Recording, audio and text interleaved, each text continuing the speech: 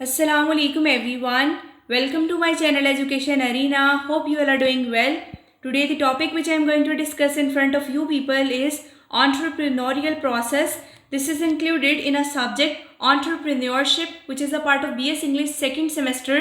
But आज का lecture start करने से पहले अगर आप लोगों ने अभी तक मेरा चैनल सब्सक्राइब नहीं किया so please do like share and subscribe my channel and press the bell icon for the latest updates. So let's start it. सबसे पहले एंटरप्रेन्योरियल प्रोसेस जो है उसको डिस्कस कर लेते हैं. सो एंटरप्रेन्योरियल प्रोसेस जो है वो सिस्टमैटिक और डायनामिक सीरीज़ हैं उन स्टेप की जिनको एंटरप्रेन्योर्स जो हैं वो फॉलो करते हैं आइडेंटिफाई करने के लिए, अपॉर्चुनिटीज़ को, एक बिज़नेस आइडिया को डेवलप करने के लिए और एक बिज़नेस वेंचर को लॉन्च या फिर ग्रो करवाने के लिए. इस प्रोसेस के अंदर क्रिएटिविटी होता है, रिस्क टेकिंग होता है, इनोवेशन होता है और जो स्ट्रेटेजिक डिसीजन मेकिंग है वो इन्वॉल्व होती है. अब जो स्टेप्स हैं वो डिफ्रेंशिएट कर सकते हैं एंटरप्रेन्योर्स जो हैं उन पर डिपेंड करते हुए या जो स्पेसिफिक बिजनेस कॉन्टेक्स्ट है उस पर डिपेंड करते हुए. लेकिन जो जनरल प्रोसेस है उसमें कुछ स्टेजेस हैं जो सारे एंटरप्रेन्योर्स जो हैं वो फॉलो करते हैं. उसमें सबसे फर्स्ट है अपॉर्चुनिटी आइडेंटिफिकेशन एंड इवैल्यूएशन. ये एक फाउंडेशनल स्टेज है जहाँ पर एंटरप्रेन्योर्स जो है वो आइडेंटिफाई करते हैं एक बिजनेस अपॉर्चुनिटी को. इसमें सबसे पहले अपॉर्चुनिटीज़ को रिकॉग्नाइज किया जाता है, यानी कि जो मार्केट के अंदर गैप्स हैं उनको स्पॉट किया जाता है, अनमेट नीड्स जो हैं उनको देखा जाता है और जिन प्रॉब्लम्स को इनोवेटिवली सॉल्व किया जा सकता है उनको देखा जाता है. Next idea generation. इसमें ब्रेनस्टॉर्मिंग, क्रिएटिव सॉल्यूशंस हैं या फिर डेवलप किया जाता है प्रोडक्ट्स और सर्विसेज को. नेक्स्ट चलते हैं मार्केट रिसर्च है. इसमें असेस किया जाता है जो मार्केट साइज है, जो टारगेट ऑडियंस है, जो कंपटीशन है या फिर जो डिमांड है मार्केट के अंदर उसको. नेक्स्ट है फिजिबिलिटी एनालिसिस. इसमें एवेल्युएट किया जाता है कि क्या जो अपॉर्चुनिटी है वो वायबल है इकोनॉमिकली, टेक्निकली और ऑपरेशनली. ठीक है. नेक्स्ट चलते हैं developing the business concept.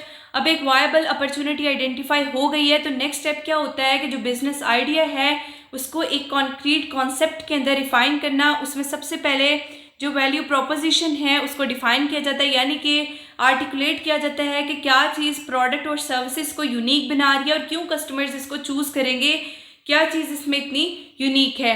Next business model design outline किया जाता है कि किस तरह से बिजनेस जो है वो क्रिएट होगा, डिलीवर होगा और कैप्चर करेगा वैल्यू को, जिसमें रेवेन्यू स्ट्रीम्स हैं, कोस्ट स्ट्रक्चर है, ठीक है, और की पार्टनरशिप्स हैं. नेक्स्ट स्ट्रेटेजिक प्लानिंग है. इसमें शॉर्ट टर्म और लॉन्ग टर्म जो गोल्स हैं उनको सेट किया जाता है और डिटर्मिन किया जाता है जो इन गोल्स को अचीव करने का पाथ है उसको. Next planning and resource gathering है. होता है कि डिटेल प्लानिंग की जाती है और इन रिसोर्सेज को सिक्योर किया जाता है जो कि अब इस आइडिया जो है उसको लाइफ ग्रांट करेंगे. सबसे पहले इसमें बिजनेस प्लान डेवलपमेंट है. कॉम्प्रिहेंसिव बिजनेस प्लान जो है उसको लिखा जाता है जो कि डिटेल करता है कि इसका विजन क्या है, इसका मिशन क्या है, इसके ऑब्जेक्टिव्स क्या हैं, मार्केट एनालिसिस क्या है, ऑपरेशनल प्लान क्या है, ठीक है, मार्केटिंग स्ट्रेटजीज क्या है और फाइनेंशियल प्रोजेक्शंस क्या हैं. Next is resource acquisition. Identify किया जाता है और ऑब्टेन किया जाता है जो फाइनेंशियल, ह्यूमन और फिजिकल रिसोर्सेज हैं जो इस बिज़नेस को स्टार्ट करने के लिए रिक्वायर्ड हैं. उसके नेक्स्ट है फंडिंग. इसमें पर्सनल सेविंग्स हैं, लोन्स हैं, वेंचर कैपिटल है, एंजल इन्वेस्टर्स हैं या क्राउड फंडिंग है. उसके बाद ह्यूमन कैपिटल है. इसमें रिक्रूट किया जाता है जो स्किल्ड टीम मेंबर्स हैं उनको और उनके साथ फिर पार्टनरशिप्स जो हैं वो बनाई जाती हैं. उसके बाद रिस्क असेसमेंट. इसमें आइडेंटिफाई किया जाता है पोटेंशियल रिस्क को और जो मिटिगेशन स्ट्रेटजीज हैं उनको डेवलप किया जाता है. उसके नेक्स्ट है इम्प्लीमेंटेशन एंड एग्जीक्यूशन. ये एक एक्शन फेज है जहाँ पर एंटरप्रेन्योर्स जो हैं अब इस अपने प्लान को जो है वो मोशन में लेकर आते हैं. ठीक है. उसमें क्या होता है कि वेंचर को वो लॉन्च करते हैं, ऑफिशियली स्टार्ट करते हैं बिजनेस को, जिसमें एक स्टोर की ओपनिंग हो सकती है, एक वेबसाइट की लॉन्चिंग हो सकती है या एक प्रोडक्ट या सर्विस को रिलीज़ किया जाता है. उसके नेक्स्ट है ऑपरेशनल मैनेजमेंट, यानी कि डे बाय डे एक्टिविटीज़ जो हैं उनको देखा जाता है ताकि स्मूथ ऑपरेशंस जो हैं उनको इंश्योर किया जा सके, जैसे कि सप्लाई चेन मैनेजमेंट है, स्टाफिंग है और प्रोडक्शन है. उसके बाद मार्केटिंग एंड सेल्स है, यानी कि जो प्रोडक्ट है और जो सर्विस है उसको प्रमोट किया जाता है ब्रांडिंग के थ्रू, एडवर्टाइजिंग के थ्रू, सोशल मीडिया के थ्रू और जो सेल्स चैनल हैं उनके थ्रू, ताकि ज़्यादा से ज़्यादा जो कस्टमर्स हैं उनको अट्रैक्ट किया जा सके, उनकी टेंशन जो है उसको हासिल किया जा सके. Next customer feedback. इसमें क्या है कि कस्टमर्स जो हैं उनसे फीडबैक को कलेक्ट किया जाता है ऑफरिंग्स को रिफाइन करने के लिए और कस्टमर जो सेटिस्फेक्शन है उसको इम्प्रूव करने के लिए। नेक्स्ट चलते हैं ग्रोथ एंड एक्सपेंशन। तो इसके अंदर क्या होता है कि सबसे पहले अब एक बार बिजनेस इस्टेब्लिश हो गया तो फोकस जो है वो शिफ्ट हो जाता है स्केलिंग और सस्टेनिंग ग्रोथ की तरफ। इसमें मार्केट एक्सपेंशन है, यानी कि न्यू मार्केट्स जो हैं उनको एंटर किया जाता है और डाइवर्सिफाई किया जाता है जो प्रोडक्ट लाइंस हैं उनको। उसके बाद इनोवेशन है, कॉन्टिन्यूसली इम्प्रूव किया जाता है प्रोडक्ट्स को, सर्विसेज को, ठीक है, और प्रोसेसेस को, ताकि कंपेटिटिव जो है वो रहा जा सके। नेक्स्ट स्ट्रेटेजिक पार्टनरशिप्स हैं, इसमें अलायंसेस जो हैं वो बिल्ड किए जाते हैं मार्केट प्रेजेंस को इन्हांस करने के लिए और कैपेबिलिटीज़ को इन्हांस करने के लिए। उसके बाद फाइनेंशियल मैनेजमेंट है, इसमें जो कैश फ्लो है उसको मॉनिटर किया जाता है, री इन्वेस्ट किया जाता है प्रॉफिट्स को और इंश्योर किया जाता है फाइनेंशियल स्टेबिलिटी को। नेक्स्ट चलते हैं सस्टेनिंग द वेंचर। इसमें लॉन्ग टर्म सक्सेस जो है इसको इंश्योर किया जाता है, जिसमें रिक्वायर होता है ऑनगोइंग एफर्ट ताकि अडाप्ट करना और थ्राइव करना, ठीक है, सक्सेस हासिल करना। अडाप्टिंग टू चेंज, रिस्पॉन्ड किया जाता है जो इवॉल्विंग मार्केट ट्रेंड्स हैं, कस्टमर नीड्स हैं और जो टेक्नोलॉजिकल एडवांसमेंट्स हैं।